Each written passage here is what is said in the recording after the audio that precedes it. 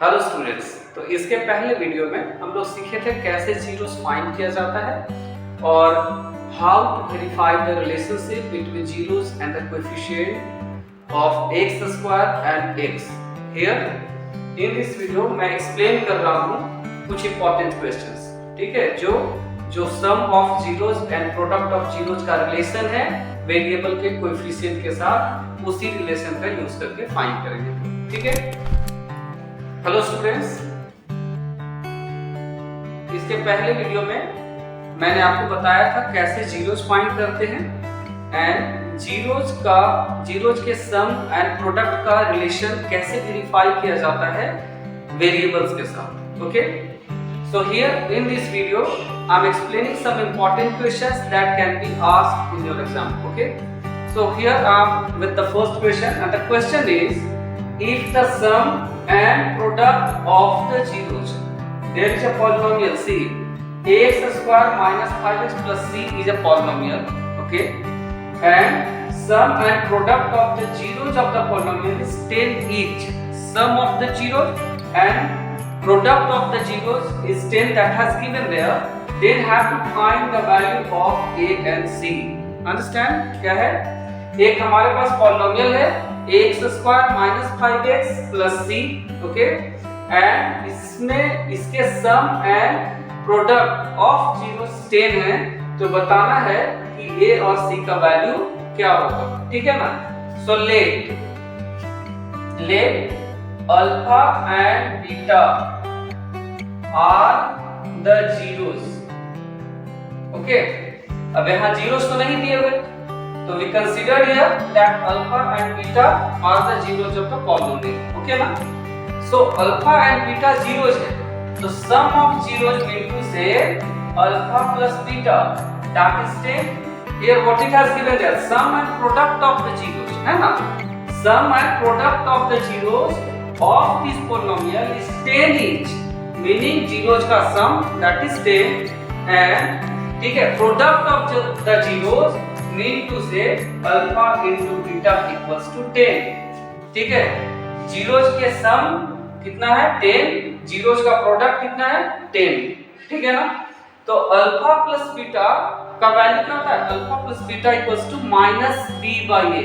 हम लोग किए ना verify, alpha plus beta is equal to क्या होता है माइनस बी बाई ए और minus coefficient of x by coefficient of x square. So alpha plus beta minus B by A होता है, तो इन प्लेस ऑफ बी हम लोग लिख भी सकते हैं ना minus B by A equals to 10, ये तो दिया हुआ है ना। अब in place of B there is minus 5, so minus 5 और in place of A already there is a coefficient of x square and that is a, ठीक है। सो a इक्वल्स टू 10, है ना। अब minus minus plus by a equals to 10, है ना। अब 10 into a that is 10a equals to 5, so a equals to कितना मिला 5 by 10, ये रिड्यूस होगा 1 by 2, so a का वैल्यू कितना मिला 1 by 2 and product of zeros क्या होता है c by a, product of zeros is equal to constant term, product of zeros is equal to constant term by the coefficient of x square, है ना। तो constant term कितना है c है और ठीक है a coefficient of x square that is a equals to 10, है ना। सो c बट a का वैल्यू तो हम लोग ऑलरेडी फाइंड कर चुके हैं, a का वैल्यू हमारे पास कितना है 1/2, सो 1/2 इक्वल्स टू 10, है ना। अब c को 1/2 से डिवाइड किया जा रहा है, इसलिए 2c इक्वल्स टू कितना होगा 10, so c equals to 10 by 2 that's equals to 5, so a का वैल्यू कितना था 1/2, c का वैल्यू कितना है 5, है ना। तो इस तरह के क्वेश्चंस में ठीक है हम लोग जो वेरीफाई किए हैं alpha plus beta equals to क्या होता है एंड अल्फा इनटू बीटा क्या होता है, उसके हेल्प से जो भी अननोन टर्म्स होंगे उसका वैल्यू फाइंड किया जाता है, ठीक है ना। ओके, इसी तरह का एक और क्वेश्चन है आपके सामने, आप देखिए if the sum of the zeros of the quadratic polynomial 2x² - kx + 3 is 2 then find k. क्या बोला गया? If the sum of the zeros का सम कितना दिया हुआ है 2, तो मुझे फाइंड करना है k का वैल्यू, ठीक है ना? So see, sum of the zeros and zeros are not given there, no? So we'll consider that let the zeros be alpha and beta, ठीक है? Let the zeros of the polynomial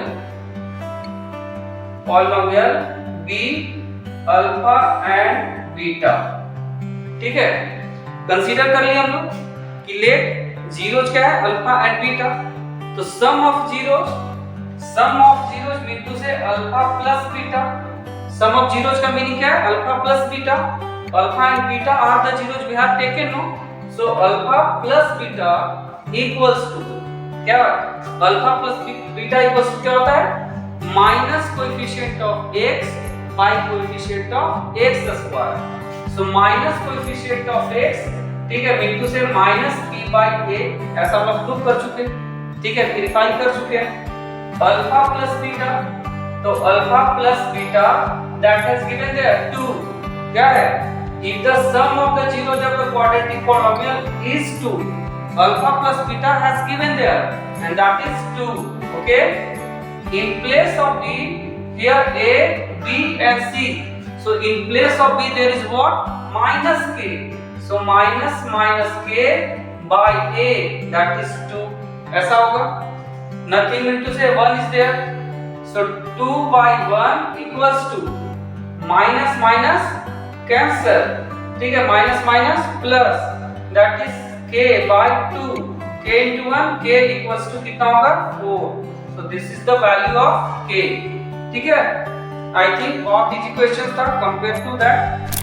See, इसी तरह का एक और question है आपके सामने and the question is if one zero of the quadratic polynomial x square plus px plus 4 is 2, 1 0, ठीक है, 2 is the value of either alpha or beta, understand?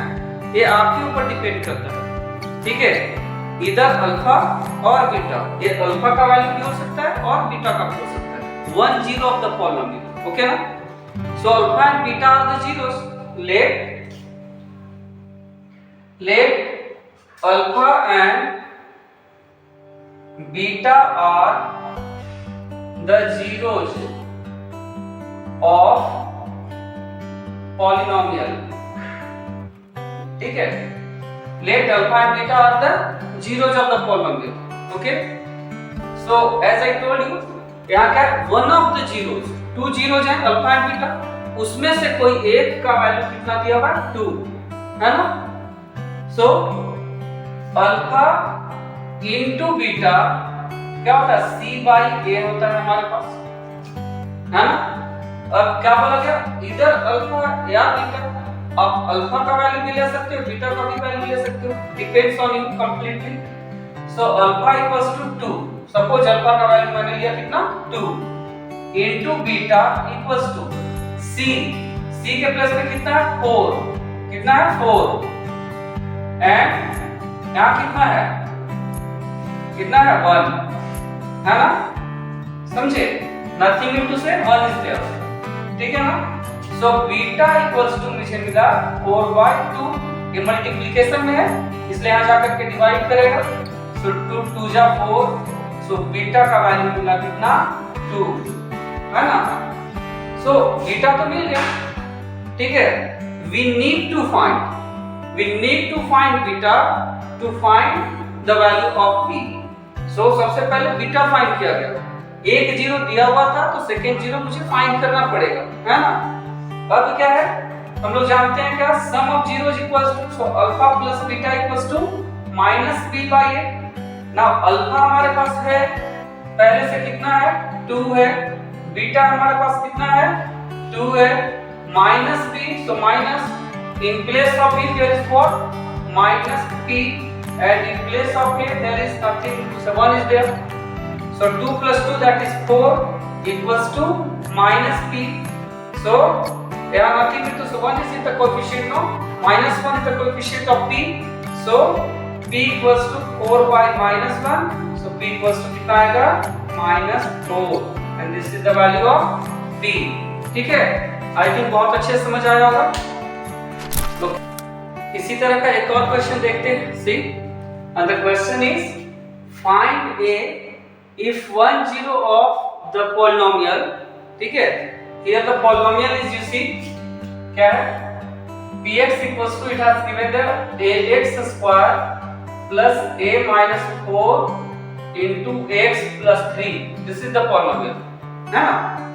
find a if 1 0 of x square plus a minus 4 into x plus 3 is reciprocal of other, understand there are two zeros of the polynomial, quadratic polynomial है ना, two zeros हैं। क्या बोला गया relation क्या उनमें कि एक जीरो दूसरे का रेसिप्रोकल है।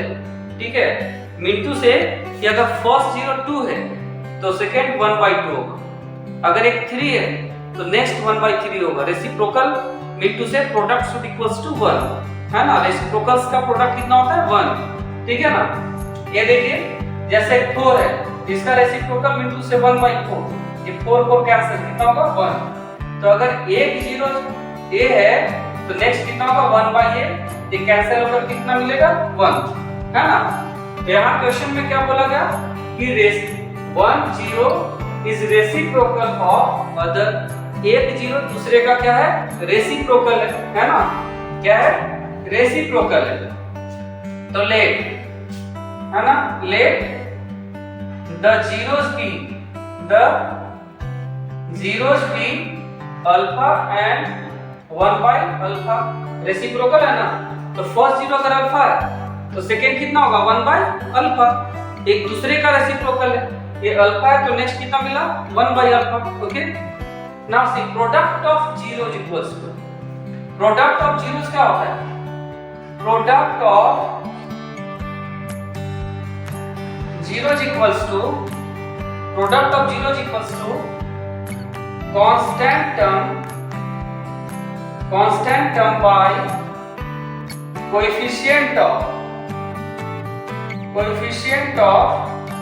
x square।